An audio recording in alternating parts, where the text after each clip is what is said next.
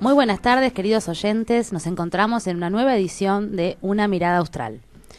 Querido Pepe, te queremos saludar en primera instancia, el co-conductor. ¿Cómo estás, Pepe? Bien, muy bien. Muy contento por el invitado que tenemos hoy. Un orgullo Así es. Para mí personalmente. Totalmente, para mí también. Queremos saludarte, Jorge Reyes, el teniente coronel Jorge Reyes. No es teniente coronel, es teniente de la Fuerza Aérea Argentina. Ah, bueno, una fuerza que creó Perón. Sí, exactamente. Que fue compañero mío en el colegio, lo conozco de los 14 años y recién estamos comentando que en quinto año él ya había dejado, cuarto año, el Colegio La Salle para ir a la Escuela de Aviación Militar y nos venía a visitar con el uniforme de cadete, que íbamos a pensar que iba a tener una actuación tan destacada que estaba patentizada en un libro que él escribió posteriormente gracias a la sugerencia de un profesor nuestro, que era el hermano Santiago Santos Fernández Arló, que le dijo: tomá nota en una libretita de todo lo que te va pasando día a día, y que se transformó en un libro que se llama Vinieron y le presentamos batalla, que es un diario, y es un diario íntimo prácticamente, que tuvo varias ediciones y que creo que actualmente se puede encontrar en el Centro Cultural El Gran Lío, en Viamonte 1550. Pero no solamente viene en su carácter de veterano de Guerra de Malvinas, donde tuvo una actuación muy destacada, muy reconocida por otras personas que no solamente somos sus amigos, sino que se va a referir al desarrollo aeroespacial argentino, que es bastante desconocido y que es bastante interesante. Un placer, Jorge Reyes, tenerte en el piso de Una Mirada Austral. Bueno, muchas gracias, Erika, Pepe, por la invitación y bueno, es siempre un gusto estar con ustedes. Siempre es un gusto verte. Nos gustaría, Erika, antes de comenzar con Jorge, que nos des un pequeño crónica de lo que fue tu encuentro ayer en Paraná, que estuviste con un grupo de amigos sumamente interesantes, con una nueva instancia, no digo una nueva instancia política, sino con una propuesta que es la Brigadier General. Así es, Pepe, Jorge, les quiero contar que en el día de ayer se realizó el acto de lanzamiento de la Brigadier General en la ciudad de Paraná, invitados por los compañeros Julián, Emanuel, con un apellido bastante difícil de pronunciar, y Adrián Imas, quienes nos han convocado, Juan Godoy, Alejandro Basiliquiotis, compañeros que están organizados allí, que vienen trabajando hace mucho tiempo desde la Academia de Formación, el Movimiento Nacional, y que han dado lugar a la construcción de esta nueva corriente de pensamiento y acción política nacional, en el que nosotros ya el mes pasado hemos hecho el lanzamiento aquí en Buenos Aires, donde vos estuviste, Pepe, y sos parte de esta propuesta, y ahora lo estamos replicando en cada de los lugares donde se conforman grupos que tienen intenciones de empezar a abrir un diálogo entre los sectores nacionales. Nosotros no tenemos ningún tipo de problema en conversar, en invitar y en escuchar a nuestros principales referentes de la Fuerza Armada, de la Fuerza Aérea. Digamos, creemos que las Fuerzas Armadas necesitan y requieren tener un lugar importantísimo dentro del modelo argentino, ya Perón lo planteaba, y a su vez requieren expresar su plan estratégico, donde vos, Jorge, has sido parte, ¿no? Una voz de ese plan. Así que ayer en el sindicato de ATE, casualmente en un sindicato por ahí más progresista, pero que gentilmente abrió sus puertas para invitarnos, se juntaron alrededor de 400 personas, jóvenes, más adultos, históricos militantes de Paraná, algunos que vinieron de otros lugares, de Viale, por ejemplo, de Chajarí, diferentes localidades de la ciudad, de la provincia de Entre Ríos, y dimos lanzamiento a este acto, esta corriente que lidera Guillermo Moreno, con quien él ha sido el impulsor y nos ha convocado a llevar a cabo esta propuesta, y nos ha convocado el queridísimo compañero Quique Real, con quien viajamos junto a Wanda Gómez, su esposa, y Cristian Vidal. Y José Díaz, un compañero. José Díaz, un compañero que viene del nacionalismo católico. Así es. Un editor, un hombre brillante, que que es bueno este nucleamiento porque éramos gente que antes estábamos, no digo enfrentados, ¿no? Pero bastante diferenciados y que ahora tenemos que nuclearnos nuevamente en la corriente nacional, en la cual evidentemente las Fuerzas Armadas son una de las cardinales, puntales, porque Perón no vino a socializar los medios de producción, sino a crearlos con sus soldados y sus trabajadores y con un proyecto tecnológico. Bueno, Pulque, ahora nos va a hablar Jorge. Exactamente. Sí, la verdad que ha sido un grato encuentro, sobre todo con compañeros que pensábamos que porque no eran peronistas o porque no hacían los dedos en B no tenían una propuesta para expresar, y la posibilidad de despojarnos un poco de esos preconceptos y de poder abrirnos al diálogo nos ha permitido empezar a forjar lentamente, con mucho esfuerzo, porque lo hacemos desde nuestro impulso, desde nuestro bolsillo, de nuestro tiempo, bueno, como hacemos la política nosotros, ¿no? Aquí no hay mecenas, solo nuestra voluntad de vencer. Así que ha sido un grato encuentro. Tuvimos un almuerzo también en la casa Santa Evita, un lugar muy interesante que ha abierto un compañero diputado provincial. Sí, lo conozco, ya me hicieron una comida. Muy lindo, muy sí, temático, la verdad muy que es bonito. un lugar precioso, muy bien cuidado.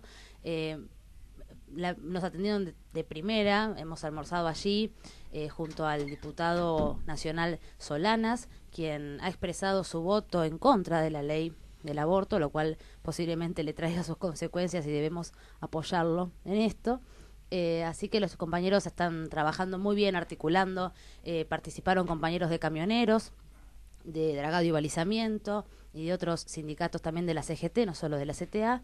Así que ha sido un encuentro, bueno, y el Canal 10 de Paraná también nos estuvo entrevistando, así que ha sido un encuentro muy fructífero y espero que los compañeros, con la inteligencia y la humildad que los caracterizan, puedan construir allí una herramienta, un ámbito para empezar a pensar la Argentina, pensar América desde América y volver a poner el pensamiento nacional en el lugar que corresponde y no comprando ideologías foráneas.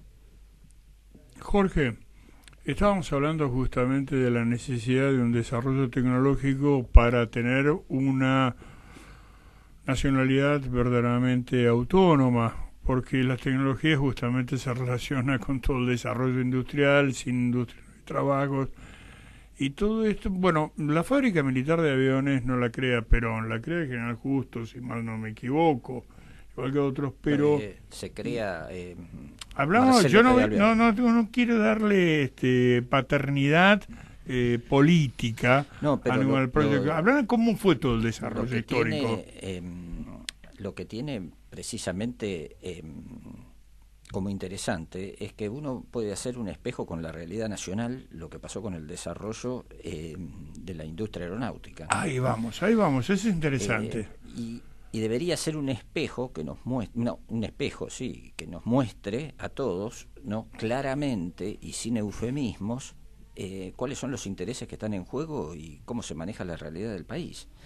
Porque se crea en 1927, en el gobierno de Alvear, pero a lo largo de muchos años mantiene una política, esté el gobierno que esté, mantiene una sólida y continuidad y desarrollo, ¿no?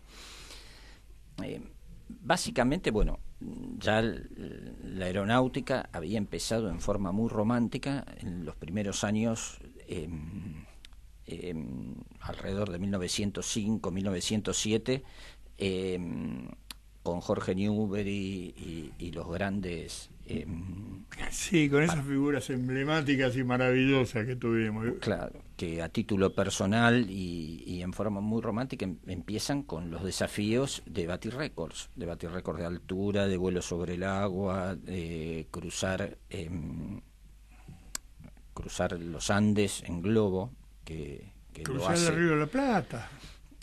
Eso lo hizo el soldado aeronáutico, ¿me equivoco? Para que tengan, eso lo hizo, sí, Teodoro Fels. Exacto, el día del soldado aeronáutico por él, ¿no? Sacó a volar un avión y lo hizo en bruma, se perdió, y cuando aterrizó, había aterrizado en Uruguay y había batido el récord de vuelo sobre el agua. Y lo metieron preso después. Lo metieron preso porque se había llevado un avión de insubordinado, sí. Pero podemos nombrar a grandes hazañas hechas por grandes hombres con un espíritu impresionante. Por ejemplo, Zuloaga cruza con un globo la cordillera de los Andes. Fue una hazaña de repercusión en el mundo, y tal es así que ya siendo él un hombre grande, cuando vienen los astronautas, Neil Armstrong, Collins y Aldrin, lo sacan a pasear después que ellos hacen su viaje a la Luna y que caminan sobre la Luna, los sacan a pasear por distintos países del mundo, y entre los países del mundo que vienen acá a la Argentina. Están hablando con el ministro del Interior y le decían, sí, miren, nosotros venimos a la Argentina, ¿a qué hora termina el acto este? Porque nosotros sabemos que el loco se acuesta a las 8. El loco, sí. Y ya el acto iba avanzando.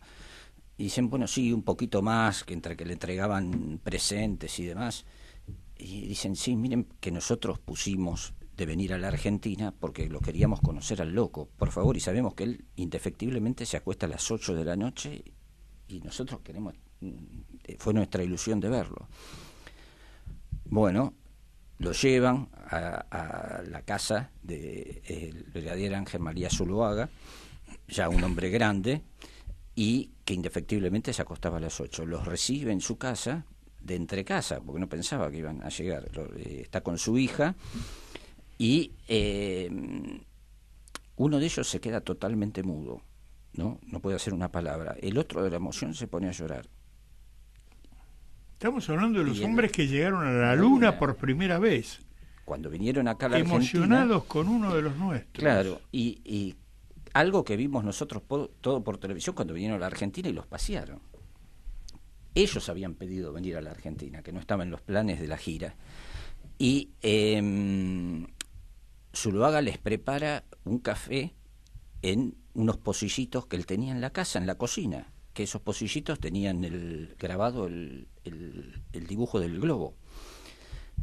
Y cuando terminan la entrevista, que se van, le piden por favor llevarse de recuerdo los pocillos. Y uno de esos pocillos está en el Museo de la NASA, el otro está en el museo personal en la casa de Collins. Sí, el segundo de Armstrong. Claro. Qué Entonces, cosa poco conocida. ¿y por qué decían ellos? Dicen que eran fue la inspiración de la vocación en ellos de ver las hazañas que hacían estos tipos. Estamos hablando de los tipos que llegaron a la Luna. Sí, eran Armstrong, y Collins el que daba la vuelta mientras los esperaba. Yo creo que nosotros con nuestro país tenemos una venda en los ojos. Creo que qué buena definición la que está dando Jorge. Tenemos nos han puesto venda. una venda en los ojos a nosotros mismos, que no nos permite ver la realidad de lo que es nuestro país y sobre todo de la historia de nuestro país, ¿no? Lo digo esto como introducción a lo que fue el desarrollo de la aeronáutica. El desarrollo de la aeronáutica en la Argentina tuvo un planeamiento, se crea la fábrica militar de aviones. La fábrica militar de aviones, voy a tratar de ir a puntos que se puedan visualizar bien. Se instala en Córdoba, en el centro del país, produce innumerables modelos de aviones de diseñadores y de diseños. Primero trajeron equipos italianos, se combina lo mejor de los ingenieros que había en el mundo a desarrollar aviones acá, junto con equipos argentinos, que cuando se capacitaron empezaron a desarrollar los mejores aviones del mundo, también acá, con distintas variables para distintas aplicaciones y demás. Cuando se instala la fábrica militar de aviones en Córdoba, el director de la fábrica tiene una idea que fue brillante. Dice, bueno, en vez de hacer una fábrica cerrada, vamos a abrirla a que esto sea una generadora de una industria aeronáutica de apoyo. Y entonces vamos a invitar a participar a distintos talleres metalúrgicos que hay en Córdoba, a que se capaciten y a que nos diseñen piezas y poder hacer algo complementario. Así se desarrolla un pool de 107 empresas en Córdoba que empiezan a diseñar partes que después se ensamblaban en la fábrica de aviones y terminaban con los ingenieros montando una línea de montaje y terminaban montando el producto final. Ese fue el Brigadier San Martín, discúlpame. Claro, ese fue el Brigadier San Martín, claro. Un plan brillante porque esas empresas empiezan a crecer y da origen a lo que es el polo industrial de Córdoba, que después se transforma en el gran polo de automotriz. Automotriz, fue anterior a automotriz, claro. Hasta el rastrojero se lo debemos al... hágame... Perón le dijo, yo se lo voy a hacer, señor Alvear. Claro. Olvidado, otro grande olvidado. ¿Y por qué? Porque tenía charreteras. Pues era una bronca la gente que tenía charreteras, perdóname, sí. Claro, entonces se desarrolla un polo que empieza a crecer, ¿no? Eso es mano de obra, eso es industria, eso es mano de obra calificada porque está participando de un desarrollo tecnológico novedoso y aparte es una industria que provee a la defensa nacional, como era fabricar aviones. Que es otro concepto que nosotros tenemos olvidado también, el de la defensa nacional. Hoy tenemos todos los parámetros y todas las guardias bajas en ese sentido, ¿no? Y eso, bueno, es un tema que tenemos que rever rápidamente. Tenemos que reverlo porque el propio peronismo olvida el discurso sobre defensa nacional que hizo el propio Juan Domingo Perón en la Universidad Nacional de La Plata, porque ahora es toda una cuestión de la negación del militar, porque es el represor, porque es el facho, pero justamente él crea con ese criterio, Perón ante todo era milico y por eso lo primero que pide, devuélveme el uniforme, ¿no? Crear las industrias para la defensa, y las industrias para la defensa era, por ejemplo, fabricación de vagones de ferrocarril y se hacían hasta los rieles. ¿Por qué? Y porque la comunicación también tiene que ver con la defensa nacional en el sentido que es integración del territorio. Pero en fin, vino todo un bovismo, ¿no?, antimilitar que no saben diferenciar. Parece que Valle no era militar y era militar y lo fusilaron. Pero yo lo veo un poco más allá. No sé si es tanto, no sé si es tanto un espíritu antimilitar. Yo creo que en realidad hay un interés específico en evitar el desarrollo y la integración de nuestro país, ¿no? Sí. En general. Específicamente también, por supuesto, en eso caen los militares. Pero yo te voy a poner un ejemplo que se ve claramente. Cuando termina la Segunda Guerra Mundial, queda mucha mano de obra, sobre todo los avances tecnológicos los había tenido Alemania en el campo de la aeronáutica y de lo espacial, y quedan varios equipos que primero van a Inglaterra, ahí hacen una serie de desarrollos y demás, pero cuando termina la veda que había sobre ellos y tienen libertad de acción, había distintas propuestas, o ir a Rusia o ir a Estados Unidos, o la otra propuesta que aparece es venir a la Argentina, ¿no? La tercera posición, algunos la eligieron. Y esta gente que había tenido de enemigos a Rusia y a Estados Unidos, por supuesto, en este país había una propuesta económica generosa también. Este país en ese momento estaba económicamente muy solidificado y la propuesta económica era muy tentadora. Muchos de esos equipos vinieron acá. Entre ellos viene un general alemán, que es el general Galland. Adolf Galland, que es un piloto de caza y tenía el récord de 109 derribos, ¿no? Una cifra máxima, ¿no? Superada. Viene un piloto de Stuka que tenía Rudel con 420, había destruido 420 tanques rusos. Sí, entonces, le cortó una pierna. Le había costado una pierna y demás. Y vienen ingenieros y... Kurtank y todo. ¿Cuántos técnicos ingenieros vienen en ese momento? Una pregunta a ver si me saben responder. No, difícil. No, yo no lo sé. Vienen 1.200 ingenieros y técnicos. Todos con sus planos y sus desarrollos, etcétera. Hasta desarrollaron un avión Alembé, que fue de los primeros. Y después el Horten lo querían tener acá. Desarrollos muy interesantes y aparte prueban y desarrollan un misil teleguiado que prueban, es el primero que se desarrolla en el mundo, que lo prueban sobre el Río de la Plata, ¿no?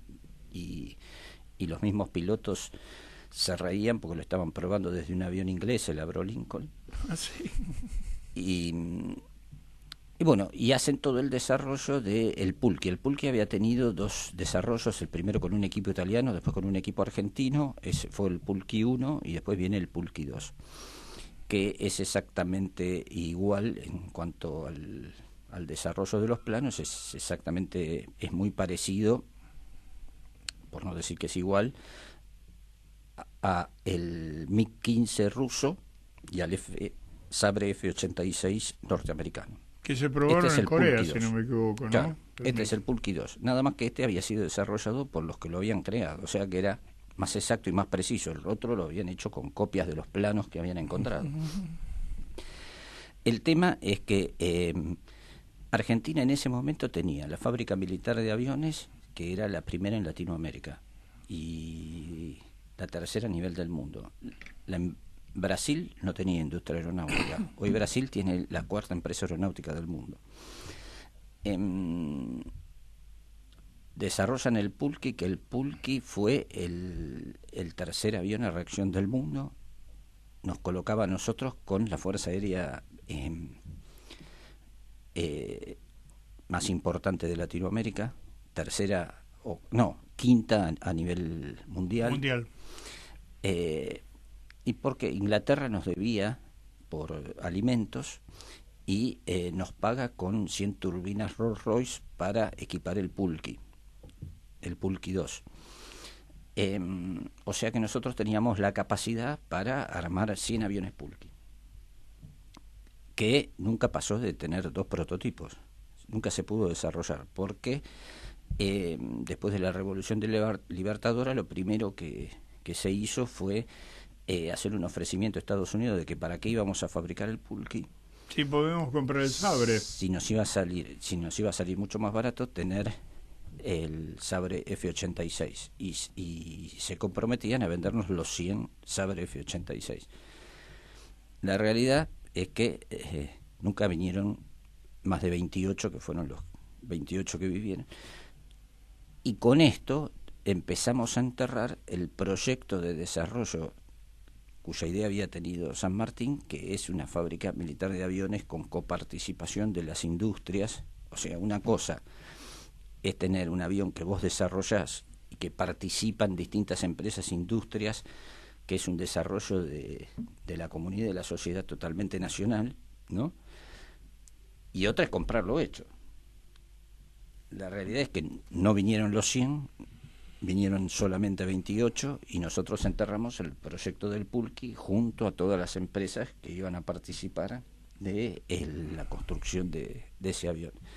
Y eso en general es la imagen que nos muestra cómo hay intereses decididamente marcados contra nuestro país que no nos van a permitir desarrollarnos.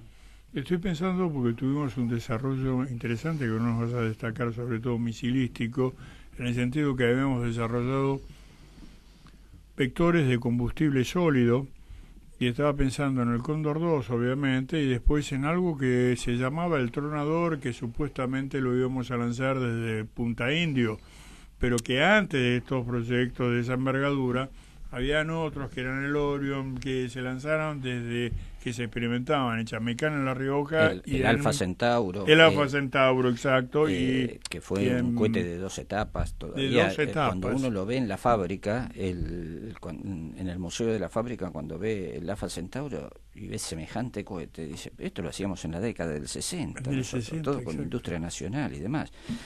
Argentina fue el tercer país en mandar un ser vivo al espacio. Primero mandaron los norteamericanos, después los rusos a la perra laica y después nosotros un monito chaqueño, el monito Juan.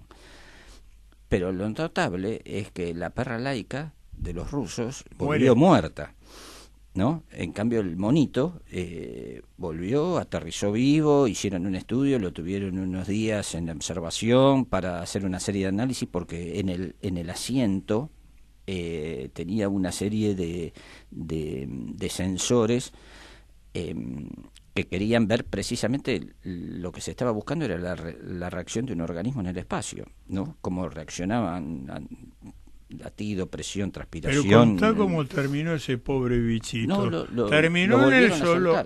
No, lo soltaron lo volvieron a soltar. Yo tenía entendido que tuvo como 500 hijos en el zoológico. A mí me contaron en el zoológico de Mendoza, y que cuando murió fue enterrado con honores militares por la Fuerza Aérea, que llevaban la cajita y le hacían. Me hubiera encantado eso, pero es decir, me hubiera encantado eso, todos los milicos haciéndole la venia, llevando a Guancho después de tener 500 hijos. No, ahora, la realidad es que lo volvieron a soltar en el Chaco, en el mismo lugar donde lo habían capturado. Y lo notable debe haber sido lo que debe haber comentado el mono con sus amigos. Uy, seguro, ¿saben lo que ve ahí arriba? Pero esto es interesantísimo, bueno, la capacidad tecnológica de mandar un organismo vivo y recuperarlo, porque laica muere, laica la sacrifican, y acá es recuperado. Nos cortaron todo ese desarrollo. Bueno, después fuimos a otro que lo cortaron. Hay el proyecto de desarrollo del misil del Cóndor. Está en el libro Relaciones Carnales, un libro que hicieron dos periodistas de Página 12, editado por Planeta, que es tremendo justamente cómo fue descuajeringado eso. Es más, el embajador estaba personalmente en Falda del Carmen. Stottman hizo 4 visitas a la fábrica. Exacto. asegurándose de que no se desmantelado. Y todos los técnicos que habían desarrollado ese proyecto, a través de distintas propuestas económicas interesantes, no están más en nuestro país. Claro, están en Irak, pero el objetivo es que nuestro país siga teniendo esa venda en los ojos, que nos causan los distintos temas que están en circulación siempre, permanentemente, y que no veamos que nosotros somos un país capaz, ¿viste? Tenemos la capacidad de desarrollarnos. Yo por eso tengo una visión particular, que este país no tiene un problema económico, ¿no? Tampoco creo que el problema de la distribución sea un problema que no se pueda resolver. El verdadero problema que tiene es precisamente el de la falta de un proyecto nacional. Es un problema cultural, en eso coincidimos, que es volver justamente al modelo argentino para el proyecto nacional, ¿no? Sí, es interesante, Jorge, cuando te escucho, que la verdad fue increíble lo que nos has contado, porque no se cuenta esto no se habla. No se conoce. No se conoce, que, digamos, la propuesta, digamos, estos proyectos no fueron abortados, finalizados por una gran crisis económica o por una invasión extranjera.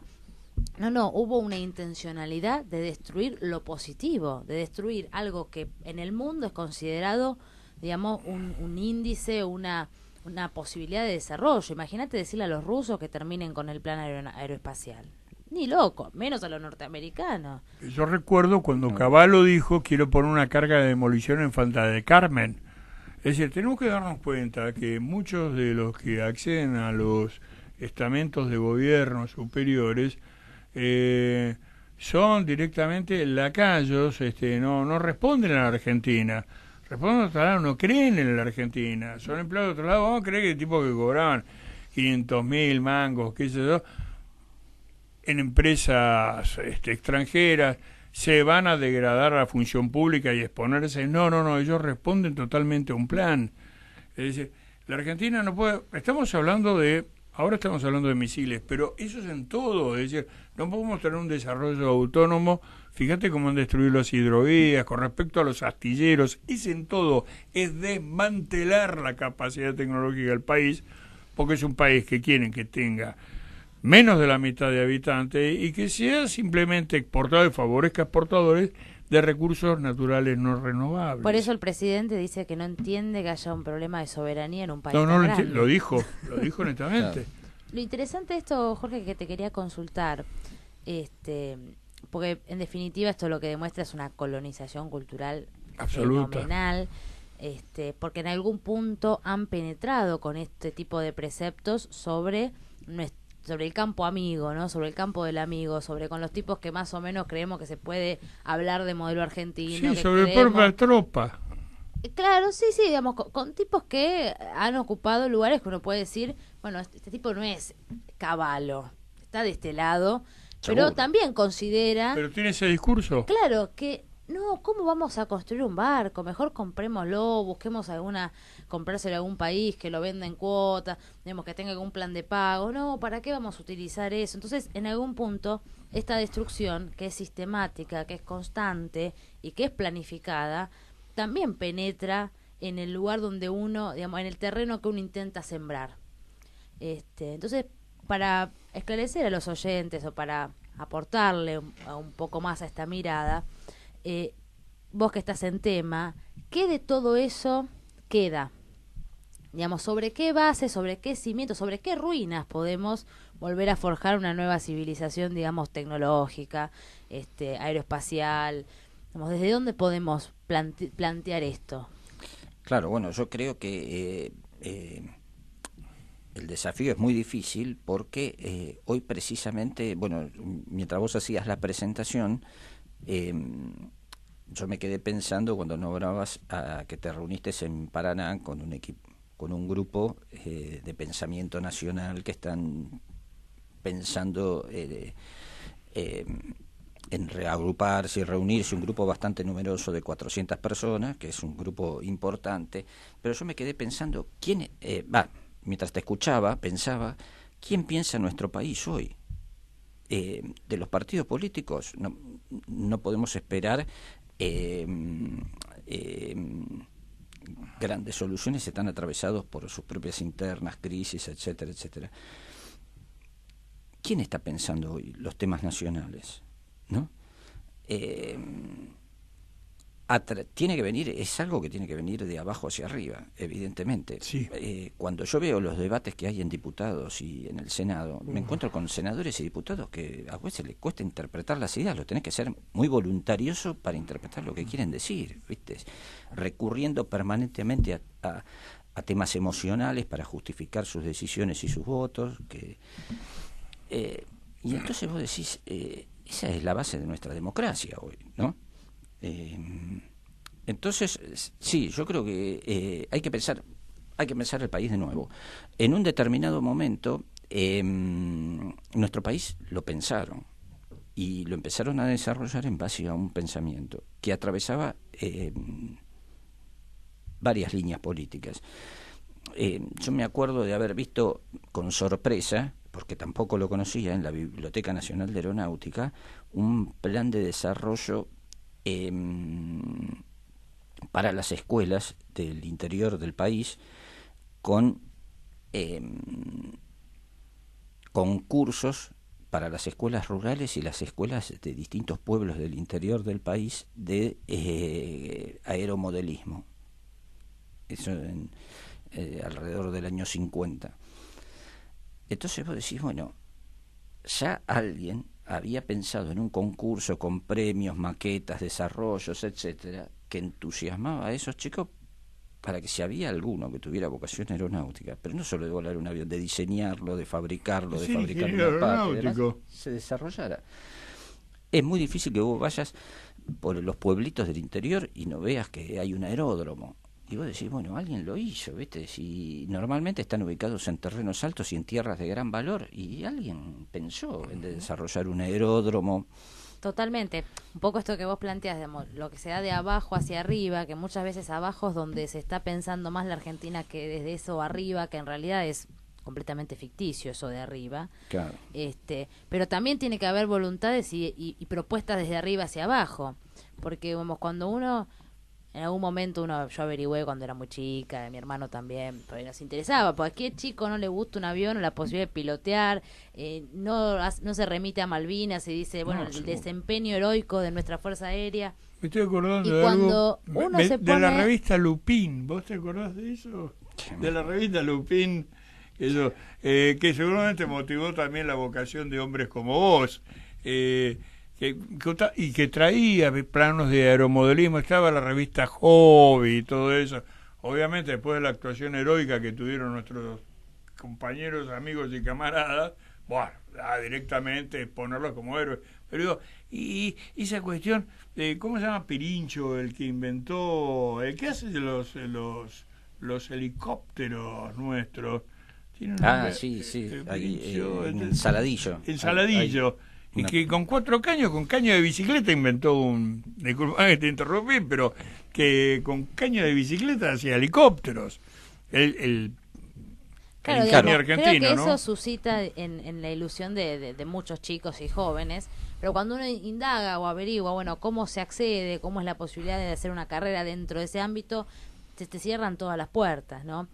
En algún punto tiene que haber una voluntad desde arriba para facilitar, vehiculizar que la persona pueda desarrollarse en ese campo.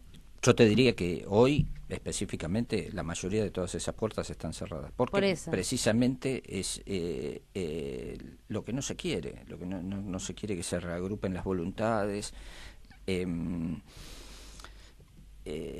Ni siquiera como ejemplo, por ejemplo, lo que yo te decía de Zuloaga, el cruce de la cordillera de los Andes. En un determinado momento, una ráfaga de viento lo lleva contra el pico de una montaña, ¿no? Y empiezan a tirar todo lo que tenían adentro de la barquilla para poder cruzar. El lastre.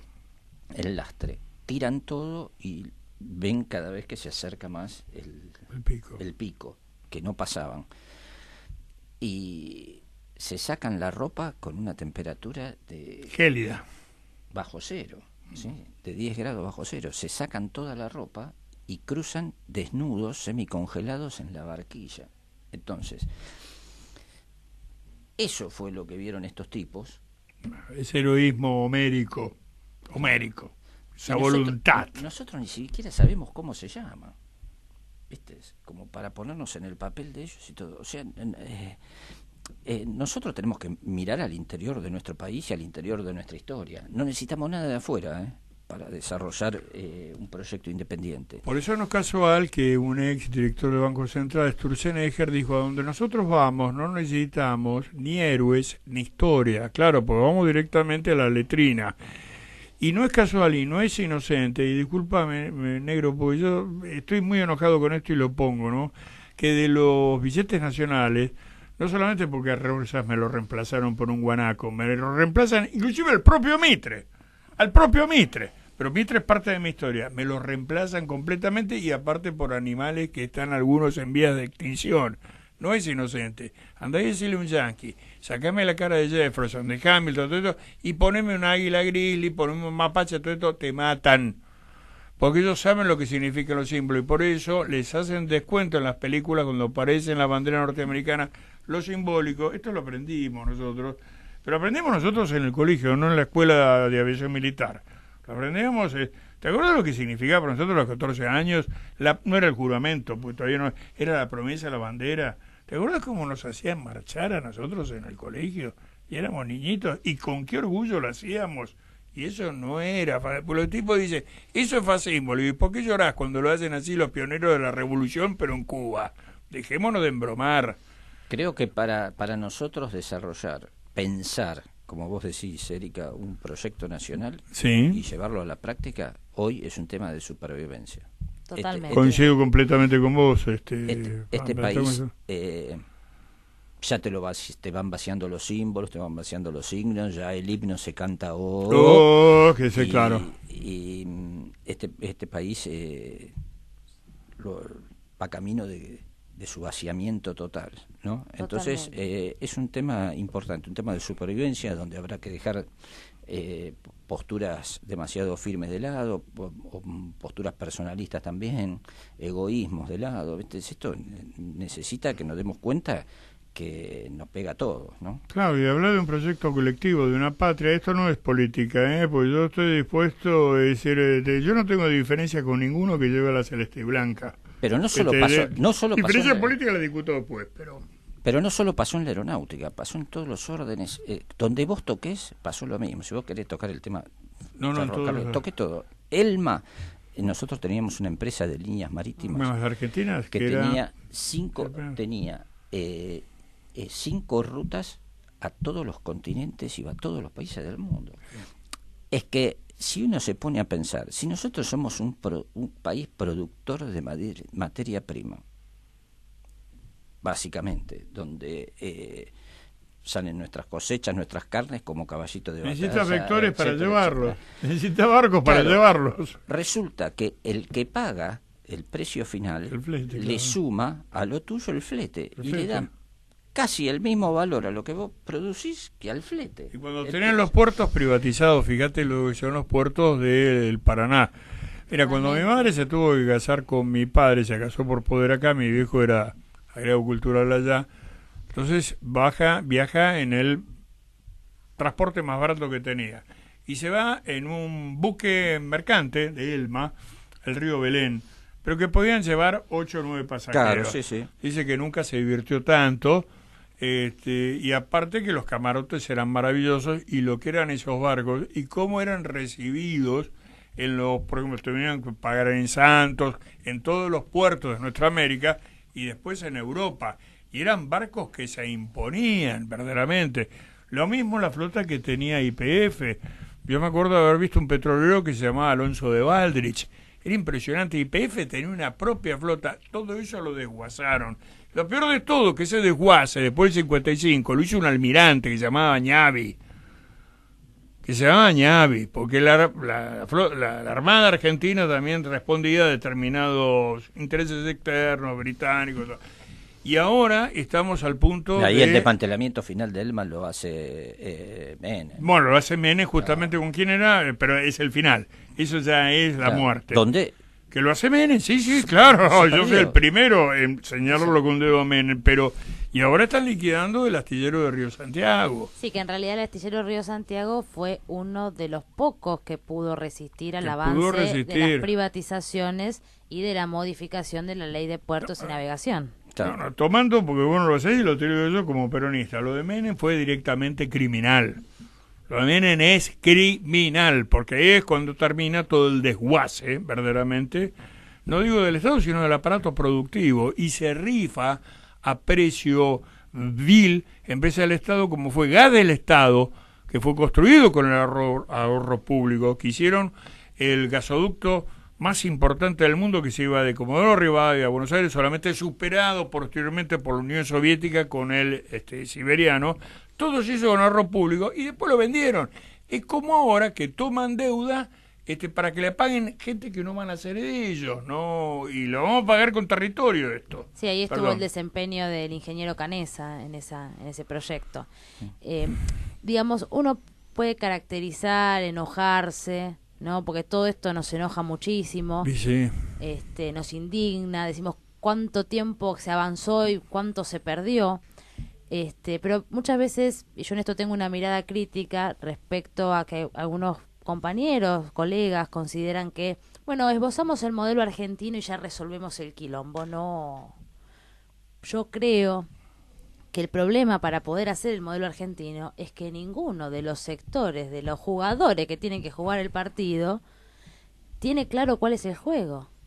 Porque así como las Fuerzas Armadas han perdido su plan, han perdido su rumbo, la Unión Industrial no es ni Unión Industrial ni Argentina, ya lo decía Perón. Imagínense ahora lo que debe ser en una Argentina que está desindustrializada. Y bueno, los trabajadores que si bien resisten a muchas cuestiones también tienen sus quilombos respecto al modelo sindical argentino. Y los intelectuales mejor no nos metamos en ese quilombo, en ese narcisismo. Hay un problema de desarticulación de cada uno de los actores que va a ser imposible el ensamblado. Porque vos ensamblás cuando las piezas todas pueden encajar y hacerse de eso una maquinaria, que puede ser la maquinaria, digamos, económica, política, social y cultural que hace que una nación camine. Pero el problema es que Perón lo planteó en un momento donde podía recuperarse eso.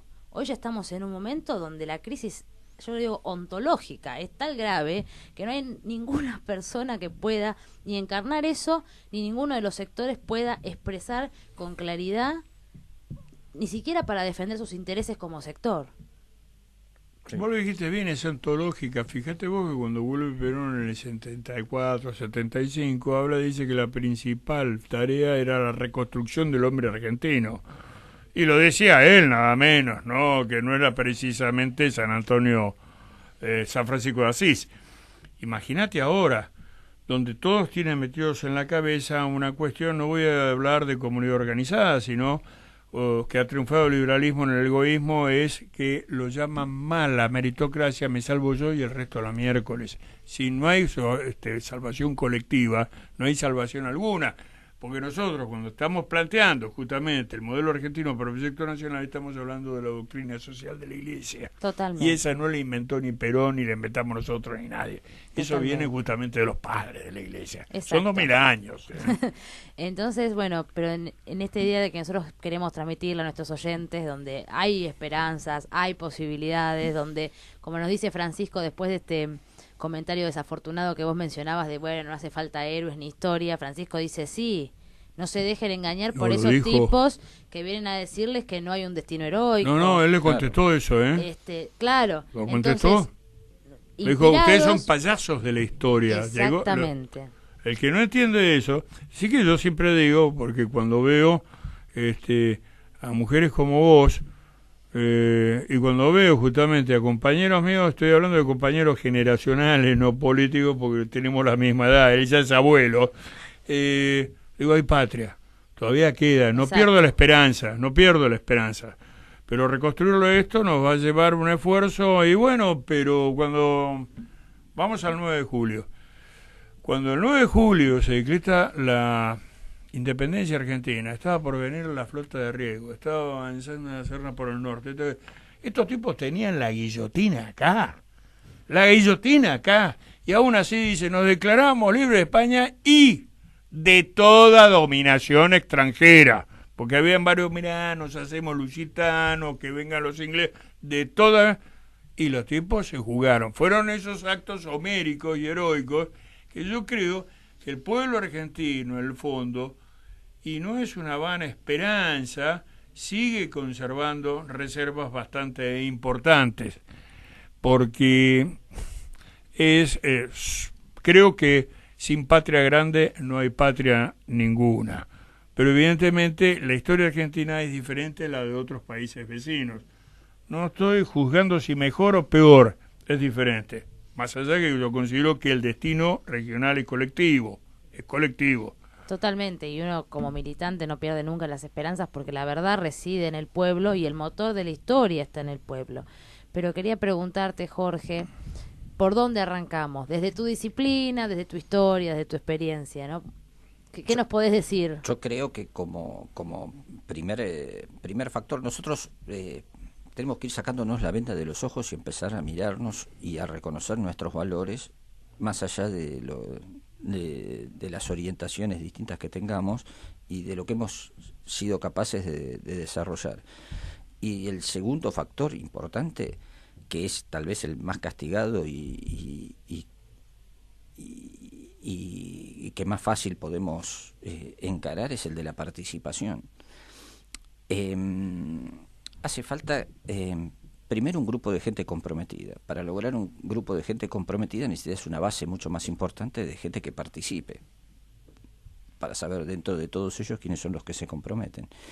Y hoy todo lo que uno ve es la falta de compromiso en la vida diaria para todos los temas y la falta de participación, ¿no? Hoy la gente está corriendo atrás siempre está corriendo tapando agujeros, corriendo pagando impuestos. La rapidación, dice Francisco. Claro. Del mastiquín, como dice un filósofo amigo nuestro. Claro. Y bueno, sí, nosotros vamos a hacer una reunión porque estamos pensando, etcétera, y bueno, no, yo no tengo tiempo de juntarme, no, bueno, no, hay que empezar hablar con la gente y hacerla participar. Y de ahí empezar a buscar los grupos de gente comprometida, empezar a construir una base, pero empieza por la participación. ¿Que hay esperanza? Por supuesto que hay esperanza, porque todo lo que fuimos capaces de hacer solos, a partir de que somos un país independiente, y todo lo que hacen por tratar de sacarnos esa soberanía y esa capacidad de decidir, es porque tienen miedo de que nos juntemos a hacer las cosas. Pero bueno, será cuestión de participar, de buscar ponerse codo con codo, de empezar punto por punto en las distintas motivaciones, estudiar cada uno de los problemas de los sectores de cada uno del país a forma de integrarlos, y por supuesto coincido con Pepe que geopolíticamente nosotros estamos ligados a la patria grande. Esto. Bueno, puedo decir algo de Cueva, pues el negro es patria grande, por algo le decimos el negro, y inclusive cuando yo hablo con oficiales superiores que fueron sus instructores, le digo, yo soy amigo del teniente. ¡Ah, el negro! El negro. Él desciende de peruanos, y el tío de él era general de la Fuerza Aérea Peruana en el momento en que él estaba en Malvinas. Entonces yo le pregunté, le digo, ¿es verdad que los aviones que mandó Perú con aviadores que lloraban porque no podían entrar en combate, lo tuvimos que garpar? Y me dijo, no, Pepe.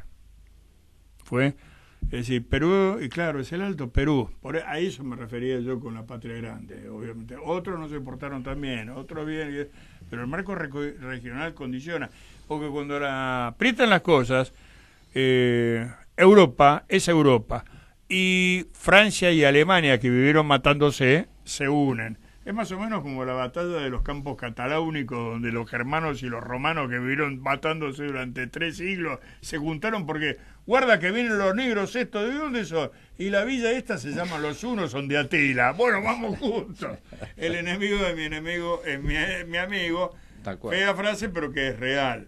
Pero quería destacar justamente la cuestión del Perú, porque hoy vi algo que dice que me gustó, alguien me lo mandó, un compañero, no sé con quién va a jugar Perú, o le dice, a los peruanos se los saluda, a los peruanos no se les silba el himno, a los peruanos no se lo insultan, y ponen la foto en que en un mundial están los hinchas peruanos y dicen las Malvinas en Argentina. Y esas cosas no se olvidan, porque es de bien nacidos, y los argentinos somos bien nacidos y no las vamos a olvidar nunca. Y es más, a San Martín lo sacamos de los billetes, y ellos los tienen de este tamaño en los billetes. Sí, evidentemente. Son más argentinos que nosotros en cierto aspecto. Estoy hablando de sus clases de gobernantes, de sus billetes. La potencia que tiene Latinoamérica atrás de un solo proyecto de desarrollo de una patria común es... que ellos saben dividirnos bien, ¿no? Claro, justamente. Es incalculable, pero que aparte es nuestro destino. Es que no tenemos otro, porque tu formación te lleva a ser geopolítico, esto te impulsa. Es el marco histórico y es el marco geográfico, no tenés otra salida. Y dentro de Europa lo tienen claro. Nosotros estamos llamados a tener un espacio de liderazgo, porque... Lo sabía Churchill. Sí. Que dijo, no dejen que se desarrollen, porque se columnan todos detrás de... esta es la prepotencia argentina.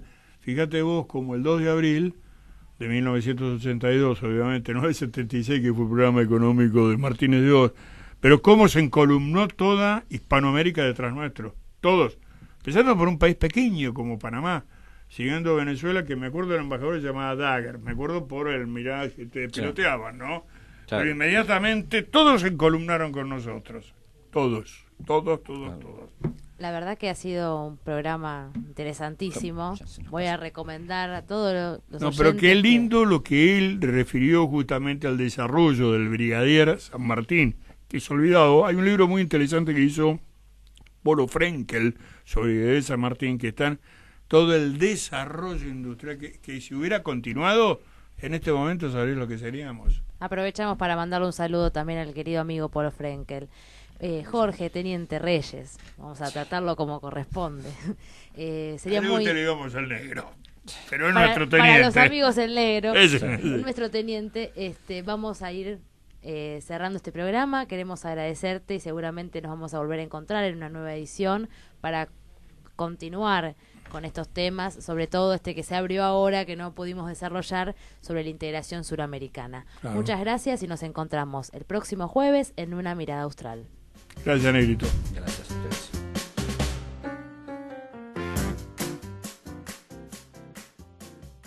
Desde Buenos Aires, Argentina, vía internet hacia todo el mundo, transmite